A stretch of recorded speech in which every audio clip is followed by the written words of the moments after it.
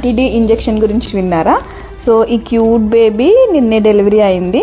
So వీళ్ళ mother blood group O negative and father blood group is O positive. ఇలా mother blood group negative ఉండి father blood group positive ఉంటే దీన్ని RH negative pregnancy అంటాం.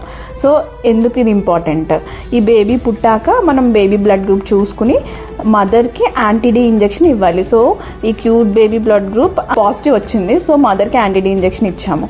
So RH negative ప్రెగ్నెన్సీలో mother negative father positive ఉన్నప్పుడు antibodies అనేవి develop అయ్యి second ప్రెగ్నెన్సీలో బేబీకి ఎఫెక్ట్ పడవచ్చు, హార్మ్ఫుల్ ఎఫెక్ట్. ఆ బేబీ బ్లడ్ సెల్ని డిస్ట్రాయ్ చేస్తాయి. సో ఫస్ట్ ప్రెగ్నెన్సీలో కంపల్సరీ డెలివరీ అయ్యాక 72 hours లోపు యాంటీ-డి ఇంజెక్షన్ తీసుకోవాలి. సో ప్రతి లేడీ వాళ్ళ బ్లడ్ గ్రూప్ మెయిన్గా RH టైపింగ్ పాజిటివా నెగిటివా అనేది గుర్తుపెట్టుకోవాలి. అబార్షన్స్ తర్వాత, ప్రెగ్నెన్సీ తర్వాత, ఎక్టోపిక్ ప్రెగ్నెన్సీ తర్వాత యాంటీ-డి ఇంజెక్షన్ కంపల్సరీ తీసుకోవాలి. Thank you.